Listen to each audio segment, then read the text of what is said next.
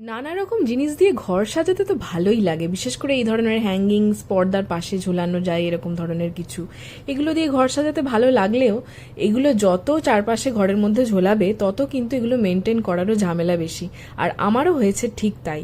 এইগুলোতে এত বেশি ধুলো পড়েছিল, যদিও আমারও একটু দোষ আছে, কারণ আমি দীর্ঘদিন হয়ে গেছে এগুলোকে পরিষ্কার করিনি। তাই অনেক দিন পর এগুলোকে বের করে সমস্ত আমি জলে ধুয়েছি, যেগুলো যেগুলো মুছে নেওয়ার মুছে নিয়েছি। আর এগুলো একটু মাঝে মধ্যে পরিষ্কার করে নিলে কিন্তু এতটা ধুলো পড়ে না। তো এবারে যথেষ্ট নোংরা হয়েছিল, আর আমি তোমাদের বলেইছি আগের ভিডিওতে আমার ঘরে এখন একটা ডিপ ক্লিনিং সেশন চলছে। তো সেই জন্য এই সমস্ত কিছু যা আছে, যেখানেই আমি ধুলো দেখতে পাচ্ছি সোজা ধরে ধুয়ে নিচ্ছি, না হলে কেচে নিচ্ছি, এই করছি আর কি।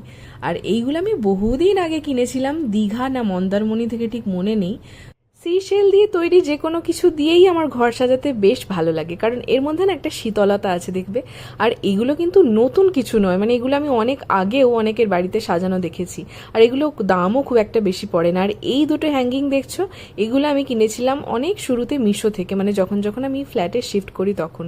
এগুলো বেশ ভালো। আর এগুলোর একটা ঝামেলা নেই, সেটা হচ্ছে এগুলো কিন্তু মাঝে মধ্যে জলের মধ্যে ধুয়ে নেওয়া যায়। কিন্তু ড্রিম ক্যাচার যেগুলো ফেদার্স দিয়ে তৈরি, ওগুলো কিন্তু খুব একটা জলে ধোয়া যায় না সব।